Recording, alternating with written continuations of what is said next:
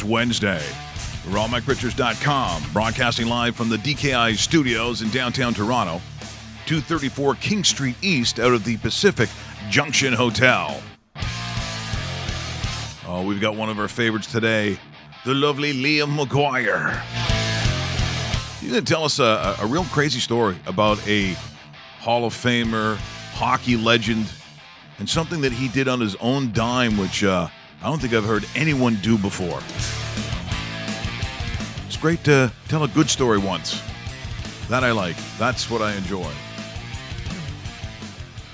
Ronaldo, Dave, he's got himself another goal. And they needed it. I'm sure she'll catch up all day long, but as you will know, Portugal beats Morocco. 1-0, the Moroccans. No goals in the tournament. They'll be going home. Very frustrated indeed. Also, we're going to take a look at a legendary, or could be a legendary arm in baseball. Just sort of a highlight of just how far this human being can throw a ball and how accurately. Kind of crazy, actually. But here, a bunch of rock and roll stories. Young Dave Bastel went to Cheap Trick. You said you've seen them a bunch of times, though. This is not your first time seeing them. No. This is arguably my favorite group of all time. So, no, I've seen them probably 8-9 times. Different venues, different cities. They don't stop playing. They play carnivals, they play fairs, they play stadiums, they play arenas, they play your backyard if you want them to. They're the VJ Singh of rock and roll. They are, actually, yes. Rock and Roll Hall of Famers for a reason. And you know what? Still sound the same after all these years, which is pretty cool. Couple changes on the lineup, so to speak. No more Bun E. Carlos on drums, which is disappointing. But it makes a lot of sense considered Rick Nielsen, who's basically the front man, who's lead guitarist on the group. His son, Dax, is a drummer. So when Rick is the front man of the group and Dax is old enough, guess who takes the spill? It's like when Wolfgang Van Halen all of a sudden. That's another good example. Yeah, you're right. Now, you said one of your favorite bands of all time, not more than Kiss. Oh, yeah, more than Kiss. Yeah, absolutely. Okay, so see, now we're learning things about you, Dave. Yeah. I'm learning things about you. Yeah. Well, I love Kiss. Don't get me wrong. I love a lot of groups, but yeah, Cheap Trick. Cheap Trick, I go back with Cheap Trick, and this is funny. My mom's brother, obviously my uncle, and my mom are separated by about 14 years. So when I was younger, and I'm talking probably 10, maybe even younger than 10, my uncle used to play in a band, but they used to practice in my grandma's basement. See, another story I don't know, David Bastel. So when the band was finished practicing, I'd actually sing Cheap Trick songs with my uncle playing guitar, and to this day I could bang off Surrender in my head without even thinking about it. So that's basically one of my first memories of music. Great song too. Yeah, fantastic song. That's actually what they closed out yesterday's show with, because they warmed up for Poison, and there was a band before them called Pop Evil, which actually wasn't too bad. Yeah. I've never really heard of them, but they've been around for a while apparently. Well, Cheap Trick probably would have. I mean, they gotta prove the guy, so they probably picked. Yeah. So was I. Good night, everyone. I mean, I don't hate Poison, but I was like, I wasn't staying another hour and a half to listen to Poison. See, this is what happens. This is what happens when you hit a certain age. I'm going, well, the parking, the traffic. Honestly, yeah. It's a little, you know what? It's a great venue. And we all know the Molson Amphitheater / today they're calling it the Budweiser. Changes every week. It's hard to keep up. Yeah, it's up to the sponsorship, right? It's a fantastic venue, and there's something going on there every single day. But it's a gong show getting in and out. And thank you, John Tory, for jamming up our streets even more with traffic and this King project that is supposed to be extended, which is I thought they were ending outstanding news. I thought they were ending due to hatred. Yeah, due to businesses saying that we can't continue to survive. Yeah, well, you know what? And here's the thing: election coming up in October, and there probably isn't going to be a suitable competition for John Tory as far as the mayor's race. Look, John's a solid guy. We know John. John's been on our show before. John enjoys raising taxes. But so if you're into that, I just don't get that part. That part I really don't get. And you know what? And you talk to any of the businesses on King, which I still go to King restaurants because I used to live in the area. They hate the King Street project, the pilot project, with a passion. They're killing because it's killing them. It's destroying them. You're Now, absolutely if right. it was foot traffic like the like in Barcelona where they have the Las Rambles or whatever they call it, okay, because it's been that way for I think 200 years, whatever it is. Yeah. So you get used to the fact that there's not that kind of traffic, so it's all foot, which is great for the bars and restaurants. Like you got people just walking, they're just going right in there. But I think there's got to be some semblance of fairness for those that have businesses that go, what do you mean they can't drive here? Because Toronto is still heavily, coming down the DVP, coming down 427, coming down. I mean, you name the road, and people are driving in because they come from what they call the GTA. So if all of a sudden you're saying, what, I can't park? Yeah, you're going to have to take transit. Okay, well, I'm not going there. I'll find another place. That's exactly it. That's what's happening. And when you talk to, like, I talked to one of the owners at Kit Kat, and he said, Kit Kat, I love Kit Kat. For the thousands of dollars he makes in a night, John Tory's saving that commuter on the transit an extra 7 minutes of getting to where their destination is. So think about that for a second. Livelihood versus 7 minutes of a delay on a transit system that moves the city. And trust me, this city does not move. It does not move. So not only is it still slow as hell, but businesses are losing thousands upon thousands of dollars on a daily basis. No, it's hard to watch. I really didn't think they were going back to that, but it tells you how much I pay attention to the news. I'd rather talk about David Lee Roth. See, that's another good group. Yeah. See, I don't think you've seen this because I know I haven't. So David Lee Roth, as we know, there's that separation. Van Halen, multiple times. Diamond Date. So this is the big one where he for the first time. Yeah. And by this was 1986, I believe. Devlin, is that right? 1986. Right after 1984 that was released. You know, the baby smoking the cigarette. Probably one of the greatest albums of all time. So he explains about. Remember, it was Eat 'Em and Smile. Mm-hmm. Yes. Okay. Dave is not happy. And this is from Toronto, believe it or not. This is from Toronto, 1986, vintage David Lee Roth talking about the split between himself and Van Halen. This is awesome.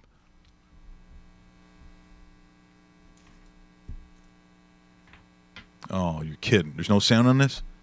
Oh, great. There is. Okay. Everything's up? It's up. Yep.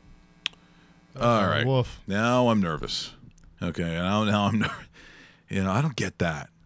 I do not get that. Okay. So we'll come back to that. As I mentioned earlier today, we're going to have Liam McGuire, who has a crazy story, and it involves Guy Lafleur. And I've never really heard of, because this was on Guy's dime, correct? We'll let Liam explain it. I don't know. You're going to have to get everything from our man Liam. So I just saw the pictures last week, and I thought, damn, so I sent him a quick text going, this is wicked. And he says, yeah, it was. And then I said, do you want to come talk about it? Are you allowed to? Because sometimes you're not allowed to talk. But I'm thinking, if he's posting pictures, he's surely allowed to talk about it. Oh, absolutely. And he says, oh, yeah, absolutely. So I said, okay, let's do it on Wednesday. And so there he is. So it's Guy Lafleur. So when I say the name Guy Lafleur, what is the image that comes to you first? You know what? Because when I was a kid, he was kind of just ending. I actually went out of my way when he retired and came back with the New York Rangers. I went out of my way to see every single Rangers-Jets game. And then when he left the Rangers to go to the Nordiques, right, I saw every single Nordiques game, and the guy still had it. It's still Guy, right? It's still exciting. But I also used to watch a lot of old reruns of the 70s Canadians, which was basically the Guy years, because a lot of people forget when the Rocket left, Guy was the next man up. Yeah, that's how people forget that. It's like, what are you talking about? Well, they went that, you go that far back for the, what is it, upon flailing hands, the or passing whatever, of the torch. Whatever that thing was, that's what happened. Exactly. Like, people still talk about it to this day as who is the replacement for Dan Marino. Well, there hasn't been one. So see, this is what I don't get, Dave. It's not that hard to figure out. You have not been able to, in what seems like 400 years, figure out that the reason that you're not who you used to be is because you don't have the dude calling the plays. Yeah, you could sit there. Buffalo Bills fans, you do not have a replacement for Jim Kelly as of this date in 2018. Yeah. You still don't have that Jim Kelly replacement. If you want to argue it, then you tell me who that next one was. Tell me who the next one was in Miami. Tell me who the next one was in Buffalo. Tell me who that was. Hasn't happened. And the funny thing about the Dolphins, too, a lot of people forget about this. The Dolphins were in line to draft Matt Ryan, but passed on Matt Ryan. He fell to the Atlanta Falcons a couple picks later because they weren't sure about how well he was going to play considering he was at Boston College. Yeah, and see, so here's what's weird about that statement. He played at Boston College that ran an NFL pro-style offense. He ran what made sense because not all quarterbacks do. I mean, you go to Florida where they run the system and stuff like that. And you never want to draft a Notre Dame quarterback. Yeah. Well, you just really need to connect the dots and go, okay. So for the sake of argument, Jameis Winston at Florida State ran a pro-style offense. Yes. So when they said, how do you think he's going to do? Still stay in the state of Florida, running this should be an easy transferable thing. So for Marcus Mariota, running that the quick style read, run and rip offense that Chip Kelly had in Oregon, I'm like, well, how do you know? Because that's the opposite of a pro style offense. They don't run that. They tried, and there's been variations of it, but really because of the clock, it doesn't work the same. So you're not running a play every 19 seconds because that's what it was. 19 seconds. That's when you're running a play. So the fact that Marcus Mariota's, you can judge it. He's I think at times he's done a marvelous job, but he's been hurt. So yeah, there's that. Where do you go from there? Now, getting back to Guy Lafleur. When I think of Guy Lafleur, it's a nightmare for all Boston Bruin fans. I can see that. And then you hear the legendary voice of Danny Gallivan. Like people forget how great that still sounded. So this is obviously this is Game 7. This is 79, I want to say. It's 1979. And this is, when I think about it, this is, it's the one when people think about Don Cherry as well, because they ask him about it all the time. What was that like? So this is, Game 7, 1979. The shot, Cheevers sprawled out. This is what I think of when I think of Guy Lafleur. Mother. Okay. This is working so sweet. Yeah. And we heard it beforehand. It was working before, so I don't know. So that means all the videos are dead today, which, as you know, Dave, I'm just putting it up and. It's not 3, eh? Nope, that's the microphone. Damn it! This is the only one, so none of the videos are going to work. Okay, we're breaking stuff today. Okay, so this Let's start breaking. This will be once again a very short show. But you bring up a really good point, Dave, and I think that when you start building a team, when you start looking at the sport, and if you brought up the idea of let's call it football, and we'll stick with the NFL if you want to put the CFL, but it's a little different in the CFL, but the NFL, how can you legitimately, if you are the Miami Dolphins, and look at the choices and the chances that you've had, and you come into the office and you say, you know what the problem with this team is? You look at where they've gone since Marino, and some of the AJ Feely, and you've had I couldn't even imagine how many quarterbacks we'd have to go through, and then you get up to the Ryan Tannehill and just last year they even took a flyer on a Jay Cutler who was ready to call games for Fox. Like if you're ownership, aren't you coming downstairs saying, are you not seeing what I'm seeing? Like, and again, that's the thing that I don't understand. If you're Buffalo, sometimes you're going to be a little challenged only because of depending on where you finish, like what's available, and there is a little bit of the luck of the draw. Speaking of that, like an Andrew Luck, or you're lucky enough that when the quarterback comes through, you somehow get a generational guy, which is not, trust me, is not a given. I think the quarterback working out in the NFL might be one of the more difficult challenges in professional sport. If I'm going after a shot blocker, like for instance, I was going to show a clip of Mo Bamba out of Texas, who is almost freakishly big. So he's going to be a shot blocker. So he's whatever he goes, however it's going to work out, he's going to end up having a substantial career in the NBA because he's his head hits the rim, and he's got a huge vertical, and he's working on threes. Like, he looks incredible. But if I'm saying, okay, yeah, but I see this quarterback who's thrown for 4,000 yards a quarter. He's 1 million touchdowns, almost no interceptions. I can't tell you he's going to be in the NFL. Mm-hmm. I can't tell you that he's going to work, Dave. I can't tell you that he knows how to run, because in basketball generally, at the higher end, those that are at the bigger programs, you got to become a man a little bit to play the NBA style, but it's not like it's this huge. I don't think it's the massive learning curve. Harder, I think, for a big man these days than it used to be. But if he's a shot blocker, he's a shot blocker. I can't say that I can guarantee you that a given quarterback. I don't know if Sam Darnold is going to be amazing. I can't say that. I don't know what Josh is going to do in Buffalo. Do we think that Baker Mayfield is going to be? Did you see what Baker Mayfield did with Oklahoma? Do you realize how amazing that was? But there's some people saying, well, could it be Johnny Manziel like? We don't know. Yep. And everyone could be completely wrong on this.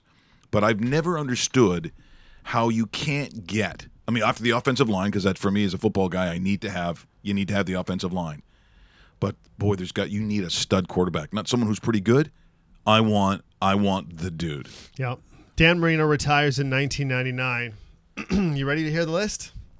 Oh, hold on. Let me play appropriate music. Okay. 1999. Last season in the NFL for Dan Marino, starts 11 games. How about this music? Oh, that actually is very appropriate, actually. Right. Here we go. Okay, here we go. Damon Heward, Jay Fiedler, Ray Lucas, Brian Greasy, A.J. Feely, Sage Rosenfeld, oh, yeah. Gus Farratt, Dante Culpepper, Joey Harrington, former Argo great Cleo Lemon, right. Trent Green, John Beck, Chad Pennington, Tyler Thigpen, which was only one game, Chad Henne, Matt Moore, Ryan Tannenhill, and Smokin' Jay Cutler. Those are your list of quarterbacks that have played since the legendary Dan Marino left, 1999. And some of those guys played 5 games. Yes. It's the turnover was unbelievable. I heard Cleo Lemon. That's Cleo right. Lemon.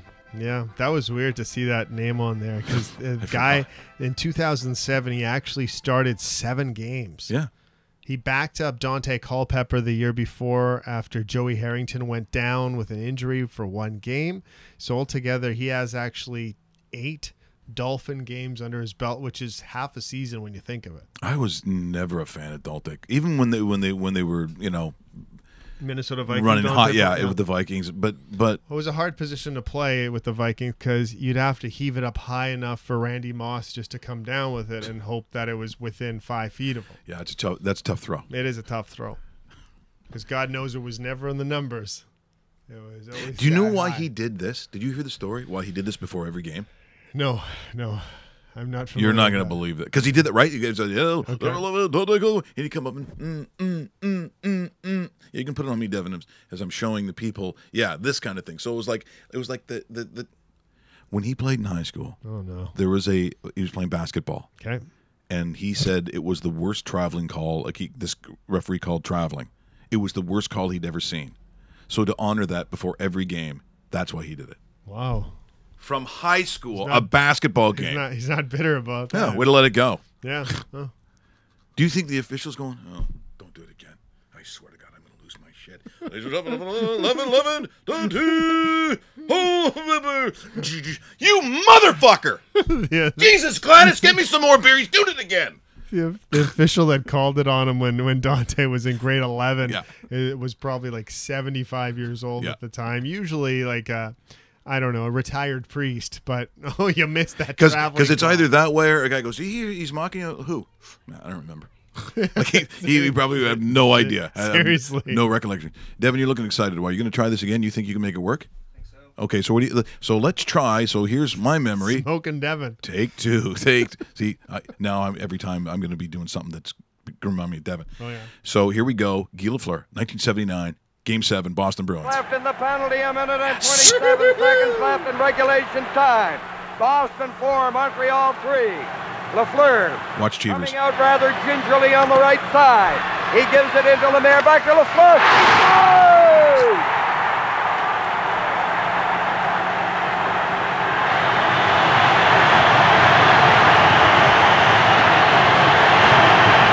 That forever etched in the minds of, wow, I wouldn't even, generations, simply because you had, and then, of course, that also was in that series where Don does the bowing, and that was after just the too many men call. Yeah, that's what he says anyway. Yeah. You look at that too, that shot and that non-save. Yeah, Fred Anderson stops that puck. Even Fred Anderson stops that puck. I'm just saying. That's the image I have though of Guy Lafleur. As I said in moments here, we're going to talk to. See, goalies don't even. No. Let's go back to this for just 1 second. So just go back to that a little bit. They're slowing it down, and it just, go a little before that, Devin. We're going to come back to it. They just don't make. Goalies are taught to not open up their legs and make a kick save. It just doesn't happen anymore. Like, for instance, they'll go down now on all fours. The pads would be on the ice. The blocker would be over the pad. Like, see how the leg comes, like a kick save and a beauty? Yep. That was the style. That's how I was taught. This is how I was taught. See, right now, and in the way that they brought the angles in and the way that it plays is you don't even. No. You're simply going down. It's a blocker save. It is. It's a blocker save. Or kick to the side, right? Yeah, or guided to the side. See, other generations look at it and they go, why are they doing that? Like, it must look so old. The equipment looks different. Obviously, the pads are different. A molded mask. Yep. Great mask too. That's one of the iconic. Oh, the stitches in sports. Oh, that was great too. Okay, so let's go back to something that we missed. We talked about Dave and the rock concerts. We talked about bands, and I wanted to get to this because this was in Toronto. And you know what? They're one of my summertime bands. Like Van Halen, that says summer to me. I don't know when they were always released in the summer. It just felt that way. But I know when David Lee Roth, when that war was going on between Van Halen and David Lee Roth, that definitely was summertime. Here's Dave, 1986, I believe, in Toronto, explaining the rift between Van Halen and Dave. Shed a tear and said, just like any band, we're having a career difference here. We're having a musical difference. And we're going to go our own ways. And we cried and we hugged and he split. And 2 weeks later, I'm reading in Rolling Stone what an asshole I am. And how poor little Eddie was forced to spend the last 12 years of his life living a lie. It's like a National Enquirer or something.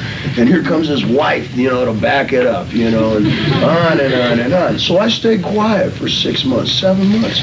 And I'm just reading diatribe after harangue, after this, after that, again and again and again. And I still believe it's not necessary to make a comparison. I don't think you have to make a choice, but Van Halen demands it. Van Halen is demanding, for some bizarre, retarded reason, for the audience to make a choice. You have to either love us and hate him or vice versa. They demand it. Well, I'll rise to the challenge. If we have to have a comparison, then fine. I eat you for breakfast, pal. I eat you and smile.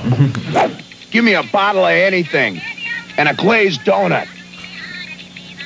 To go. I don't talk about Van Halen, not once, on my stage during my show, and I haven't on this tour. I think we're on our 50th gig. I only started talking about Van Halen in the last several months after 6-7 months of silence, and they have taken it upon themselves to attack me every single opportunity they have. I don't know if they played here yet. They played here? Then I'll bet you $5 they made a big production of cheap, low shots. Make a scapegoat. That's German mentality. Just go. They got nothing better to talk about. We're beginning to see this now. Regardless of the music, regardless of their stage production, they got nothing better to talk about. That is awesome, David Lee Roth. Some of the wording in that's a little different than what we're used to hearing. Hey, they're trying to do all this, and I'm telling you, they're acting retarded. Whoops. I know what you mean, Dave. But remember how there was just this kind of hate, this weird hate between them. Before we get to Liam McGuire in just seconds, here's something that you may not have seen in Canada. If you go to the States in the day, you could order something called a Molson's. Okay. which you never would. No. You're not going down and asking for them. If you're Molson products, there is probably 27 Yes. different Molson products. in the day, if you ordered a Molson's, you got really what was a Molson Golden. That's what it was, but it was called Molson. So in the States, when they came this out, they got the legendary Guy Lafleur, who we're going to talk about in just a moment, and the McKenzie brothers, and they made this ad. This kills me because, I said, for a lot of people, they never saw this ad up here. I'm Bob McKenzie. This is my brother Doug. How's it going, eh? And we're having a Molson with Hall of Famer Guy Lafleur, eh? Yeah, Lafleur. That's like a real hockey name. What's that mean, eh? Like the wolf or the lion, eh? No, Lafleur means the flower.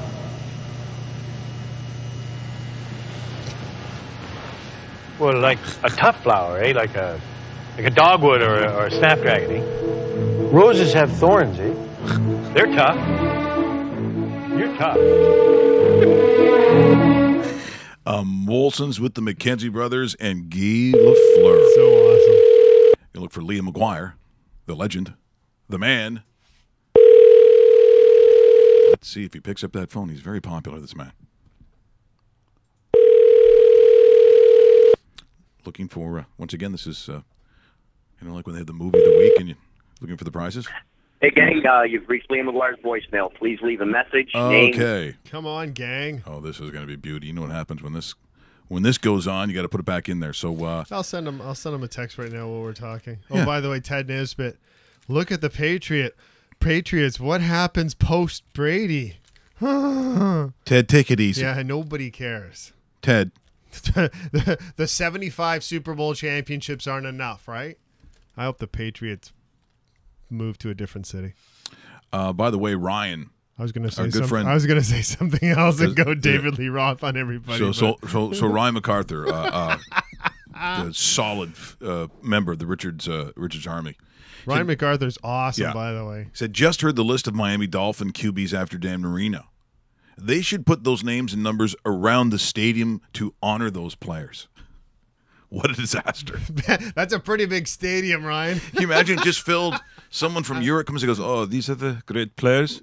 No, they were shit. No, these were the garbage Yeah. ones. David Lee Roth goes, yeah, these guys were retarded, man. No, you don't, please. These were also the ones fired by Van Halen. God, man, that was, you know what? A lot of people don't remember that, but that was a major parting of the ways. That was ugly. That was really bad. That's one of the biggest partings, the splitting up of any rock band in the history of music. That's how big that was. There was a scene on an MTV Awards where they won something and they all came down and Eddie was about to say something and Dave's like, and knocked them over and he did all the talking and you could see them just rolling their eyes. Yeah. And I thought, this is really uncomfortable. And I think you said it best there, right there. It wasn't necessarily Dave versus Van Halen, the group. It was Dave versus Eddie. Yeah, and it just, I mean, look, to be around that personality 24/7, I mean, It's tough, man. that's not even, he was the prototypical lead singer for that band. I said, that's a summertime band. Look, we'll get a hold of Liam McGuire once he, I don't know what he's doing today, probably gambling on some of the soccer, by the way. If you bet on Portugal by winning more than the goal, I'm telling you, this is a hard This is really tough. handicap. I mean, if you go And to yes- Sports Interaction, and yesterday, I know you are, 2 tough results too yesterday. Holy Christ. I know, it's just, I'm sitting there going, What's Poland doing? What was Japan doing winning a game? yeah, no, Japan's it's, supposed to go 0 for the tournament. yeah. And Belgium's going, go ahead, fellas. Yeah, I Because don't know. Belgium looked good. Belgium looked really good. I'll have to take a look at some of the wages I've got going. Once again, Sports Interaction, check it out because those numbers, I don't know if Phil Gray, has he changed them as they go around? know, But because I'll tell you, you really have to take a look and weigh how much did the first game influence what you think you're going to see in the second game. Because a lot of people would have thought Portugal, my God, if they can get 3 against Spain, then against Morocco who hadn't scored, how many do you get? They got 1 and barely got 1. Yeah, well, according to Sports Interaction right now, I just sent Liam a text, by the way, so hopefully he'll be getting back to me within seconds here. According to Sports Interaction, our next 2 games are supposed to be severe beatdowns. Uruguay is a 1-1-5 against Saudi Arabia, who is paying a 17 to win. Similar numbers for Spain, a 1-1-5 against Iran. Iron Sheik's favorite team, paying a 15. I took Spain and over 2.5. See, and that's what I took because that's the only number that I think was like when reasonable. you look at both of these games, you're thinking 2-0 to the favorite as a minimum. Like how is Spain not winning 3 or 4-0? Yeah, I see Saudi Arabia. I don't see them like if they. I just don't see them scoring. No, I don't see them scoring either. So you look at those and of course every single game, and I'm just dialing it up right now.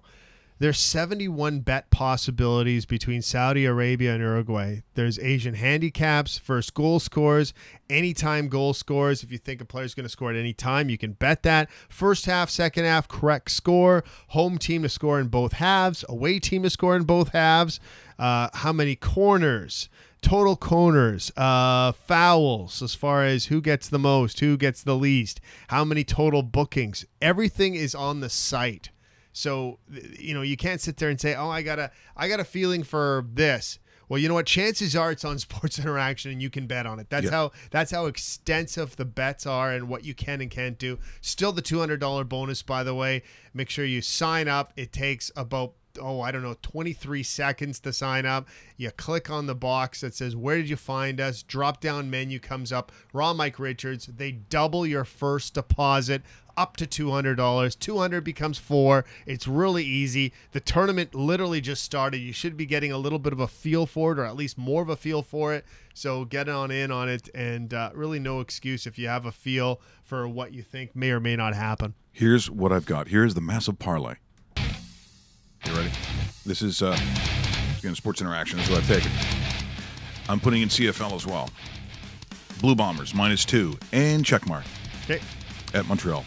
Edmonton Eskimos -7. Not a great number, but the Tiger Cats for the second week are on the road in Alberta. I just do not like their chances at all. It's just how it plays out. I think the Ticats go 0-2. The Stampeders and the Argos. That should be a pretty good game. I'm taking the over at 52. 52 even? I think both can score. I see no reason why that game doesn't go over. And Toronto, at offensively, will play a lot better. Saskatchewan Roughriders, Ottawa Red Blacks. I'm taking the over in that game as well. 52. I'm taking both those games over. Mm-hmm. They pay decent money. We're talking about 1-9s. I already took Portugal to win. The shitty 1-6-6, which they did. I've got Uruguay, or however people want to say it. I've heard Uruguay. I've heard Uruguay. I've heard, We're from here, Uruguay. Unless you want to say Uruguay. Okay, whatever. Over 2.5, and no. That's total goals. And both teams to score? No. So I've got Uruguay, because we're from here, over 2.5, and no. Spain, over 2.5 goals themselves. I'm saying they're getting 3 goals no matter what. It doesn't matter what happens the other way, but I don't think they're going to score. Then I have Denmark to win over Australia. I've got Colombia to beat Poland, and Mexico to beat South Korea. Ooh, look at that. That's really awesome. So let's try Liam McGuire once again. He still hasn't texted me back, which is kind of weird. Okay. But you know what? Let's try it out. He knows he's on, so... yeah. I sent him a message yesterday from Cheap Trick, actually. We're going back and forth. Okay, well, he owns his own bar, so it is possible that he's drinking early. His last name is McGuire. And he has an awesome story about Guy Lafleur, which is just so out of this world. I've never heard of anything like it. Starting to feel like calling that girl who said, never call me again. Hello? Pick up? Hello? Ashley, I know you're there. I taped all these CFL games if you want to come over. Hey, gang, you've reached Liam McGuire's voicemail. Please Damn it. There we go. Well, we'll have to... something obviously happened. Yeah, he's working out. That must be it. I don't know.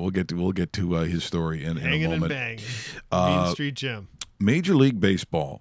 So you're an Angels fan. You got it. And so what are we looking at here? What is happening in your world? Because I know there's been some sadness. There's been a lot of sadness, actually. This hasn't been a very good month.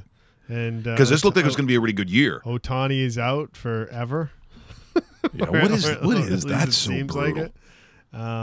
This team is sliding away already 9.5 games back. I'm not going to say the season's over, but the season's pretty close to being over. And it's a 2-horse race, and I just don't know if I see Seattle hanging. hanging with Houston because Houston is the power, not only of the division but of the entire league. Yeah, so last night, Verlander at home against the Tampa Bay Rays, and you lose. See, that's weird. What is that all about? That if you're betting Tampa Bay there, that's gutsy. It would have been a huge number. And number two, that's a massive number. Yeah, and I don't like whoever did that. I don't like, because that's obviously not what the result was. But looking at, so we talked about the American League East. Sorry, this thing just flipped on me. What is this? Why do you do this to me? Looking at Yankees holding a 1-game lead over Boston right now in that East. Both teams will make the playoffs, so we don't have to worry about that. We just have to worry about which team finishes first, which team will host the wild card or be part of that wild card equation. Jackie Bradley Jr. Yep. So this guy has an arm. But just how good is the arm? You got to watch this. So this, once again, property of Major League Baseball and Major League Baseball advanced media. But he was, some guy bet him. Can you throw from behind home plate and throw it into center field bleachers? You be the judge. Home plate over the center field wall, and challenge accepted. Check out the video. You'll see the ball. There's a guy in the center field stands right there. It lands right to his right. You hear the reaction. Line shot, base hit, left center field. Here comes Butler. He does not run well. Here's the throw to the plate. Here comes the tag, and he is out at home. I got there 5 minutes before the runner. Like this. Center field. Catch by Bradley. Tag by Beltran. Throw to third. Out there and safe at the plate, or no? His 12th RBI. Now sends one to center field. Jackie Bradley Jr. back a few steps, trying to get himself ready. Makes the catch. Tagging at third is Machado. Throw to the plate is good, and it is in time. Double play that ends the inning. Enough though, Don, and the Braves say no matter what, they'll be playing. Ardell, thanks very much. As Jason Hayward going the other way. He's thinking two. The throw from center field is going to be. Slides by the bag, and he will be out. And another one here in the fourth. Left field, Bradley makes the catch, tagging at third base, trying to score his Bird. The throw is good, and Bird is going to be out. He is O-U-T, but not Liam McGuire now. He's back in. He's back in, apparently. Liam McGuire. Come on, you. Is he just now? There's a word for it. Hello. There's Liam McGuire, right? Good morning. Oh, Jesus, boy. Are you taking some early nips? I mean, what's happening over there? Well, it is Wednesday. I like to celebrate on days that end in Y. Absolutely. Hey, my friend, so great to have you, because this story, when I first saw it on Facebook, and you're going to have to explain to people, because when I first saw it, I didn't. Yeah. I'm looking at him going, no, I can't. This can't be what I'm reading. This can't be true about what Guy Lafleur did. And I think out of the goodness of his heart, and I believe on his own dime.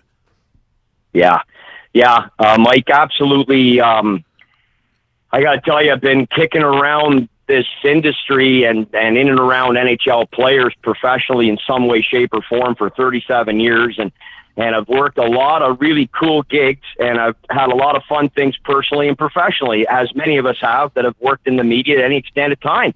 And I've gotten to know some of these guys, especially the players from that era. It was so, we have such an emotional attachment, whether it be Team Canada 72 or the superstars of the day. I have never, ever in my life participated in anything like this that was just basically strung together after 8 or 10 days of email negotiations. I was contacted on Facebook, a private message from a woman who lives in Shawville, just across the river here from Ottawa, in a region called the Pontiac. Brian Murray, it's Brian Murray and Terry Murray and Tim Murray country, among others, and popular little farming community across the river. And she lives there with her family, and her dad has terminal cancer. He's got brain cancer, almost identical to what Gord Dowdy had, and he only has a couple of months. He's down at the last stages there. He's a big Hab fan and a big Guy Lafleur fan. He's 71 years of age, never met Guy, and it was sort of a bucket list thing. They were wondering if there's any way they could arrange even a video call, a phone call, anything at all. So I told her, I said, look, the odds are slim and none, and Slim's on a horse leaving town. He still gets 1,000 requests. He's very busy. He's got lots going on. But I said, if you can get your father to Montreal, I can probably maybe see if there's a way that I can get Guy to come and meet you guys, and he could spend a little time with your family. And she said, that would be fantastic. I said, okay, let me contact him. So I contact Guy. I sent him an email. I've gotten to know him pretty good the last 15, 16 years, and I flip him an email, and he emails me back. He says, Liam, where's she live? And I said, Shawville. And he says, find out if I can land a helicopter there. I just went, what? Like, are you kidding me? So, I know Guy flies a helicopter. He's got his license. He has access to one, and he flies a couple of others for friends and clients and whatnot, and I think he's part owner of one as well, a smaller one. Anyway, I contacted back. I said, you're not going to believe this. She's freaking out. I said, phone the mayor of Shawville and see if there's any place to land a helicopter. So the mayor says, oh, yeah, old Ernie outside of town there. He's got a couple-acre lot there, all mowed. You can land it right there, Sam. So next thing you know, she calls me back and says, we have a place. Gets the coordinates, because this guy has a little Cessna, so there's actual coordinates that you give to pilots. I give it to Guy. He contacts me back. And he says, I'm coming up Friday. And I just I can't believe it, And he says, are you going? I said, yeah, I'll meet you there. He says, how are you going to get there? I said, well, I'll drive. I'll go to Renfrew and I'll take the portage across. And he says, no, go to the Rockcliffe Flying Club. I'll stop. I'll pick you up. I'll pick you up in the helicopter and we'll fly to Strawville. And I'm going like, Guy, they don't have any money or nothing. He said, no cash needed. I'm coming up my time, my dime. I'm picking you up. We're flying to Shawville. We'll go meet this man. We'll spend some time with the family. So, Mike, Dave, this is crazy. We remaining. I don't know what that's all about, but we still got you, Mike? Yep, we're good. Okay. And we fly there, we land literally in a field, and we put down, and there's the family, the bunch of pickup trucks there. They've got a cooler full of sandwiches and pops and stuff, and lawn chairs and everything else. And Guy sits down with this guy. He's got a Montreal Canadian sweater on, and God love him. His name's Wayne Troke. He's 71. And Guy sat beside him for probably, I'd say, 90 minutes, guys. The recording has 90 reached minutes. maximum length. If you are satisfied with your message, press 1. I think your phone might also be recording something. I don't know. Press 3. Oh, boy. For delivery options, press 9. Yeah, she'd be great to be married to. What an annoying voice. Anyway. Yeah. God. If you're satisfied with your no, message, shut it. press 1. Shut up. Guys, I don't know if that's at my end. It probably is, right? Press Unbelievable. 3. For delivery options, press 9. Okay, let's Unbelievable. I don't know how to stop it either. I don't know how to stop it without you guys phoning me back. I'm not sure. If you're satisfied with your message, guys, press 1. You want to phone me back or what? Message, press 2. To erase and re-record it, boy, press 3. she annoying. For delivery options, press 9. Parents did not do a good job Seriously. on this one. Okay, I don't know how to. Mike, you want to phone me back or what do you want to do? Let's see if she talks Message again. sent. Thank you for calling. There you Goodbye. go. What? Perfect. See, okay. Can you talk now? All right. Okay. Thank God she's gone. I think that's not the first time she's gone. Finally. That's not the first time I've said that. Just so you know, that sentence. First time for everything, man. First time for everything. Liam, this is probably the most. And look, we've known a lot. As you said, we've been in the business a long time, and I've known a lot of great guys who have huge hearts. I mean, heck, I spent a lot of time with Dougie Gilmore, who's more than capable of doing things like this. I've just never heard anything like this ever. No, and I'll tell you something further, Mike. It's there was two things anyway that further I'd like to say. So we're there. We've been there for a while. Guy brought a couple buddies with him. He brought a guy who rode co-pilot with him. He's actually the guy who taught Guy how to fly helicopters, and he brought a friend of his and who just wanted to come along for the ride. It was a 6-seater helicopter. It's a beautiful, beautiful machine. And anyway, we're there, but it was just Guy over with the family. The other guys hung back, and I kind of floated around, talked to the people who ever wanted to talk, but it was all on Guy. And then at one point, the photographer from town got wind of it, and so he came driving out. We were only a mile outside of Shawville, so he came driving out with the official camera. We wanted to take a picture, but the way the sun had gone at that time, we needed Wayne, the man who's ill, to stand up. Of course, he can't stand. Yeah. And he pushed himself up off that chair, And that's about the best he could do. And the guy right by his side was Guy Lafleur. His family was rushing in to make sure he didn't fall, but Guy was there first, holds on to him, turns him around, tells his family, says, I got him. It's Guy Lafleur. Is telling his family that he's got the guy, turns him around for the picture, stands right there holding him, gets him sitting back down on the chair. And then, we've been there about 90 minutes. It was time to go. So he just offered some words of encouragement, gave him yet another handshake and a hug, and then take a couple more pictures with the family and whatnot. Then we get back in the helicopter and reversed our steps. He drops me at the Rockcliffe Flying Club, and on they went back to Montreal. And then later that afternoon, of course, by the time I got home and everything going back and forth on emails with the family, I emailed Guy, and I thank him again profusely because I'm absolutely blown away, just like we all are right now, telling you the story again. Yep. Mike, you wouldn't believe the email he sent me back.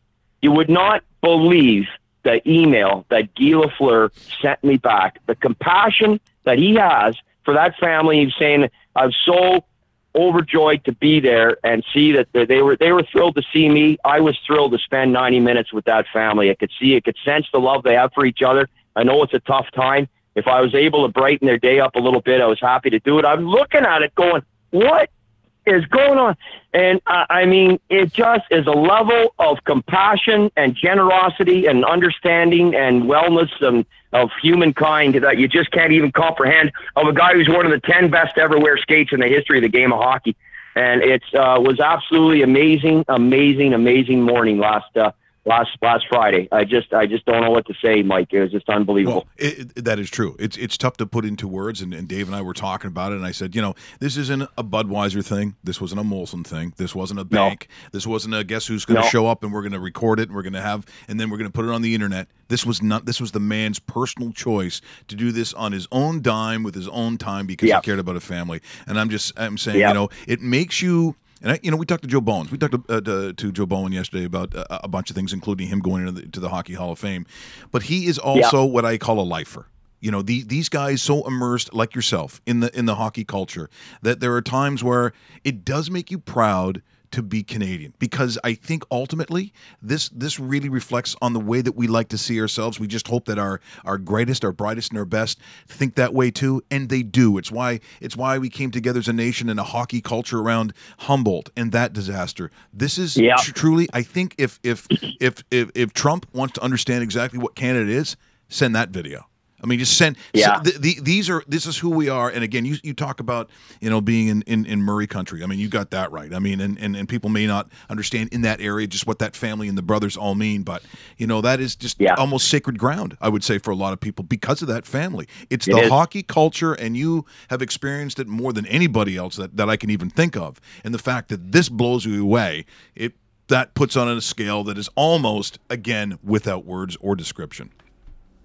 Well, I'll tell you, we're getting the helicopter in Rockcliffe, and we're flying out. Of course, you're over the Ottawa River in seconds, and we're flying down the Ottawa River. We're only about we can't even be 300 yards in the air. Like we're flying low. Next thing you know, we're over a bush. I mean, I know these roads. I know every road. I know every. I'm 50 plus years in the area. I know exactly where we are, where we're going, and I just can't believe it. How the ease of which, of course, you're just traveling over. We're heading to Shawville, and we start talking, like everybody's on the headsets, and we're just talking hockey as we're going, because the guys they're asking me, some questions and stuff. And Guy's flying he's piloting the helicopter, and we're talking about the Robinson Schultz fight from '74.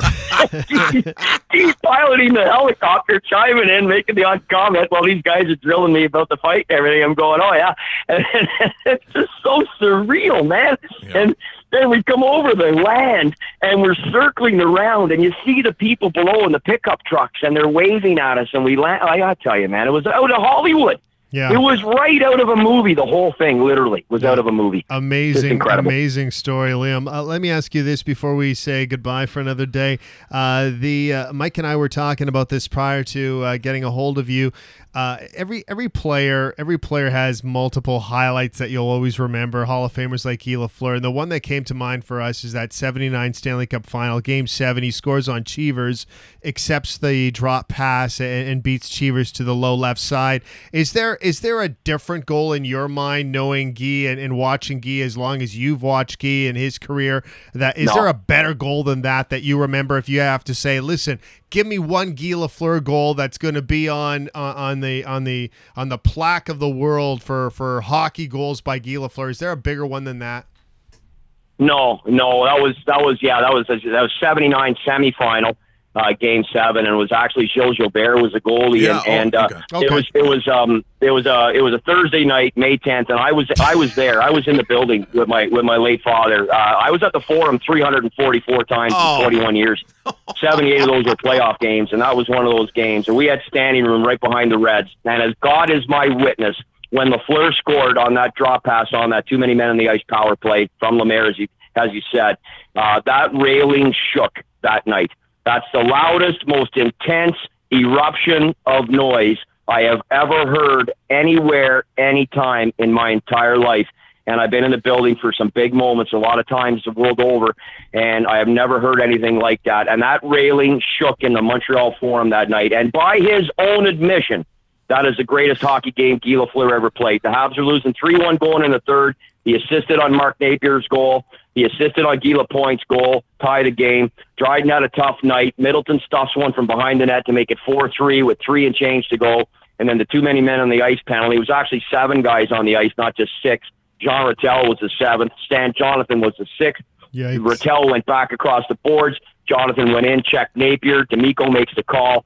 He got it. The rest is history. That's the greatest goal he ever scored. The other one or two, I mean, when he came back to the Forum as a Ranger in '88 and scored twice against Montreal and Patrick Waugh that night, the building went crazy too.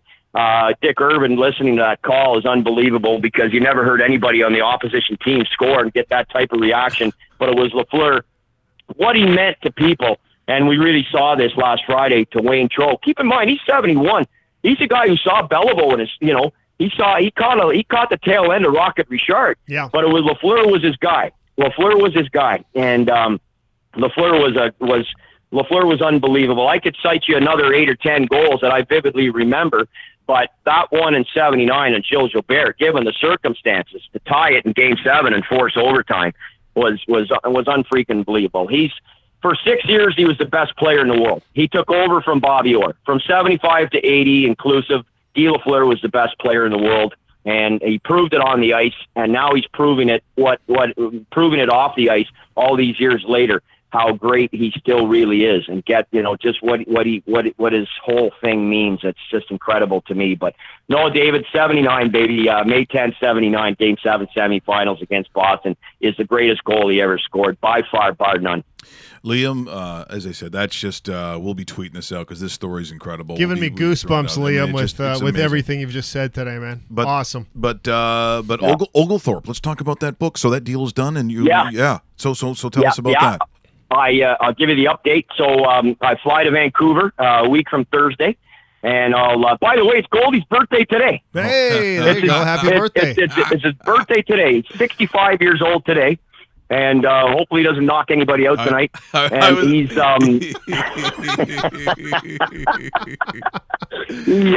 I'm flying out next week. I'm going to spend a week with him in Vancouver to complete the interview process. What I'm doing right now and every day is I'm sending him questions basically to prime the pump for each of the chapters. So when we sit down, we can expedite a little bit and condense the days because they will be long, but just trying to help that process out.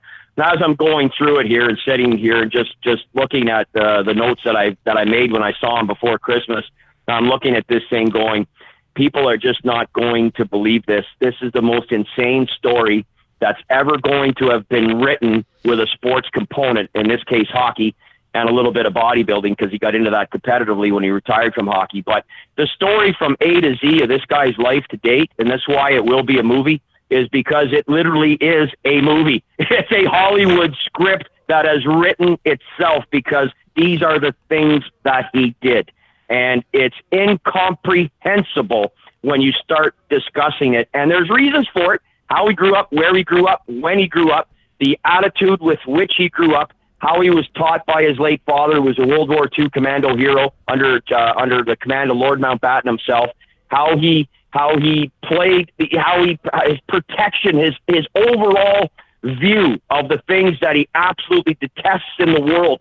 Anybody who hits a woman, anybody who hits a child, anybody who hits an animal, and bullies, and how he's immediate 911. He was a gunslinger coming into town with a John Wayne mentality. I won't be wronged. I won't have my name insulted. I won't be laid a hand upon. I don't do these things to other men, so I don't expect them done to me. And he just had a ferocious response to anybody who came down that pike looking for trouble.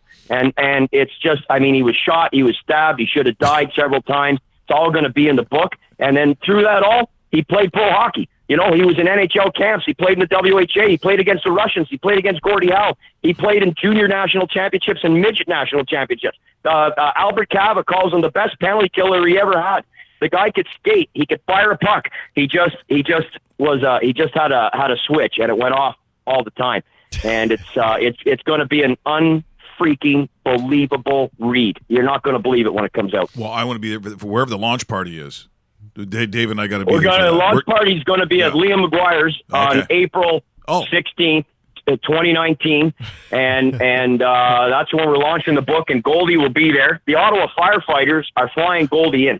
Oh, I'm not kidding you. That is great. The firefighters, Ottawa firefighters, are flying this guy in. They're putting him up, and he's going to do a private thing with them 2 days before.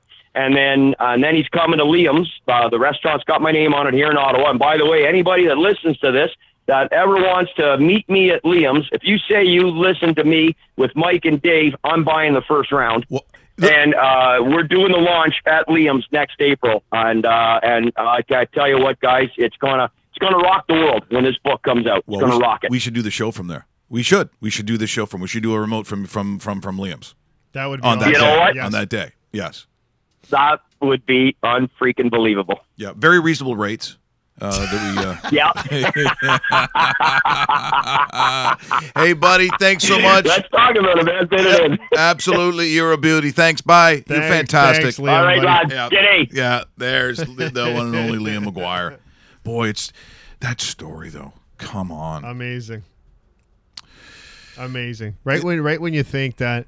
You know, because you always hear stories about, you know, people doing something for charity, and you know, you brought up a good point. You know, Budweiser has everybody secretly meet, and then all of a sudden it's whoever it is. It's like no. This was at a completely different level of charity, and just an amazing story. Liam's right. This actually should be some sort of story or some sort of movie made just because of what. Amazing. When he's explaining the story, I'm getting goosebumps listening to it. You know, and I wasn't even in remotely close to the town that they went to. Yeah. So just fabulous. I thought we had to hear it from the source. Yeah. And no better person than Liam McGuire to tell us the story. Yeah, telling the story. You see how much, and just the, you know, he's got a little bit of East Coast, twang on that, or whatever you want to call it. I mean, he's just a beauty. He really is. Before we go, we talked about Lafleur goals that were memorable, and of course, because I wasn't sure if it was Gilles Gilbert now when I look at it, because the mask. I didn't know because it was very close. But do you remember the Challenge Cup they used to have? And they'd put all the NHLers together. This is 1979 Challenge Cup versus, as they said at the time, the USSR. Dan Kelly's doing the play-by-play. Look at the goal that Guy Lafleur scores in this thing, and look who sets it up. This also, again, probably of the many that were brilliant, but this thing here, watch Guy Lafleur in the day once again, 1979. Team NHL, and with the play-by-play as the game gets underway, my colleague Dan Kelly. Dan? Thank you, Dick Urban. Good evening, everyone. Game one of the Challenge Cup. Look how young he looks. In New York, Bobby Clark, the captain of the NHL All-Star team, ready to face off. Legend. A momentary delay.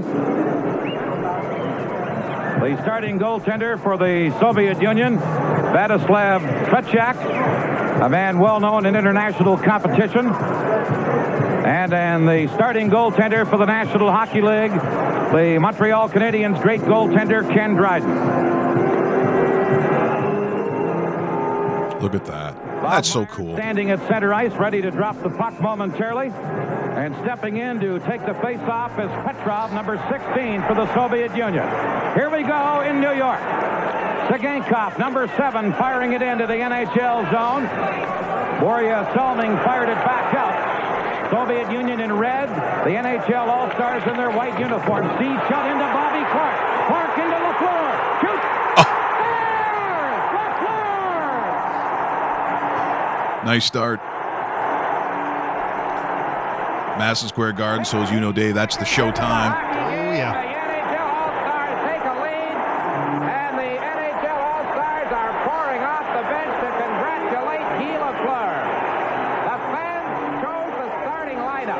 Clark, Schutt, and Lafleur at forward, and then they did the combining. Schutt Watch them move, though. Inside the line, and a perfect pass from Bobby Clark. Lafleur, one-on-one against Tretiak, the first shot of the series, and it's the first goal. Better angle of it right here, and there it is, Lafleur deking Tretiak. Beauties. That's how you do it, eh? Yeah, that was... Just become best friends. Yep. Yep, that just happened. You want to go do karate in the garage? Yep. Absolutely. It's time! Well, I will say this, too. Devin, for all the challenges, things that he has fixed, everything that's come his way. You're smarter every day, pal. Yeah, you're like John Travolta. I'm going to stop making fun of you behind your back. Yeah. And Russell, if you're watching this in Sweden, You're fired. you're fired. You're fired. What do you mean? Let's get ready to rumble! Better get a job. That's how he's saying it, too. Well, I guess I could get a job at IKEA. Yeah, good luck with that. Liam McGuire, the best story of the year. I don't think we could possibly, in our wildest imaginations, have a better story than that. We will tweet that out later today. Thanks for joining us, sticking around, and good luck, Dolphins. I'm sure it's out there somewhere.